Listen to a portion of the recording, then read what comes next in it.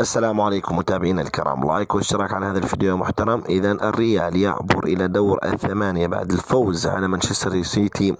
نعم، الريال حسم المهمة أمام السيتي رغم كانت نتيجة الإياب لم تكن كما يريد ريال مدريد وجمهوره تأكيد التفوق والهيمنة والسيطرة على مانشستر سيتي، لكن بالنهاية حقق المطلوب وهو التأهل إلى دور الثمانية بعد التفوق في المباراة الأولى على سانتياغو برنابيو بهاتريك فالفيردي. نعم، عاد الريال إلى ملعب الاتحاد من أجل حجز بطاقة العبور وتأكيد تفوق وانتصاره. المباراة شهدت سيناريوهات غريبة عجيبة، شهدت إلغاء هدفين للريال والغاء هدفين لمانشستر سيتي. نعم أخواني أصدقاء الأعزاء، وشهدت هدف لمانشستر سيتي عن طريق هالاند وهدف للريال عن طريق فينيسيوس جونيور، ونتكلم عن طرد برناردو سيلفا الذي تلقاه أخواني أصدقائي بعد إبعاده للكرة من المرمى بلمسة يد مباشرة. إذا أخواني أصدقائي الأعزاء، الريال اليوم استحق التأهل، نعم، بمجموع مباراة الذهاب والإياب. جمهور ريال مدريد خاصة أنه فريقهم يستحضر روح ثانية في دوري أبطال أوروبا، مهما كان وضع الفريق مزري، مهما كان الوضع سيء، مهما كان الموسم صفري، الريال يكون في دوري الأبطال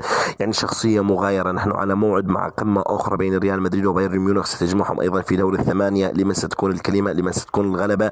نحن أمام إشارات استفهام كثيرة، لا مجال للتوقعات، حسم سيكون في أرض الملعب. إذا كنت مدريدي اضغط على اللايك واشترك بالقناة صديقي، وإن شاء الله ألف ألف مبروك، وهارد من القلب لعشاق مانشستر سيتي. لايك واشتراك وشكرا لك.